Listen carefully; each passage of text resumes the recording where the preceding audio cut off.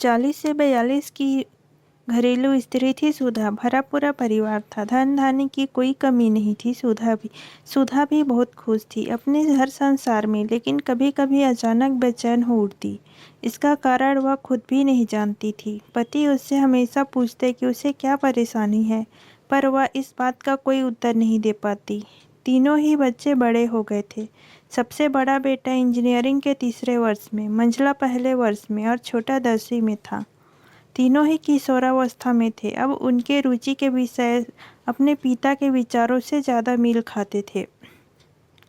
वे ज़्यादातर समय अपने पिता, टीवी और दोस्तों के साथ बिताते। सुधा चाहती थी कि उसके तीनों बेटे उसके साथ कुछ समय बिताए, पर उनकी रुचियां कुछ अलग थी।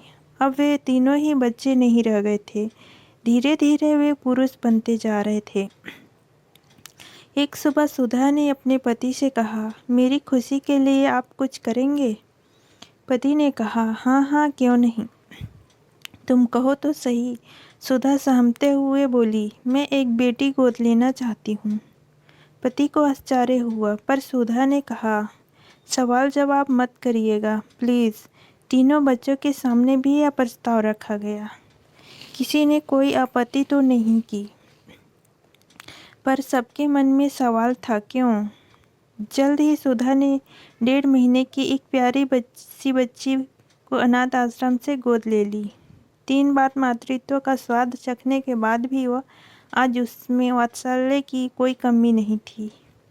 बच्ची के आने की खुशी में सुधा और उसके पति ने एक समारोह का आयोजन किया।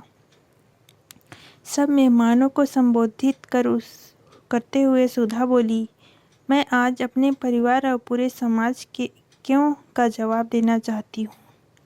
मेरे ख्याल से हर घर में एक बेटी का होना बहुत ज़रूरी है। बेटी के प्रेम और अपनेपन की आर्द्रता ही घर के सभी लोगों को एक दूसरे से बांधे रखती है। 3 बेटे होने के बावजूद मैं संतुष्ट नहीं थी। मैं स्वयं की परछाई इनमें से किसी में नहीं ढूंढ पाती। बेटी शक्ति है, सृजन का स्रोत है, मुझे दुख भी नहीं पीड़ा भी होती है जब मैं देखती हूँ कि किसी स्त्री के अपने भ्रूण की हत्या बेटी होने के कारण कर दी है।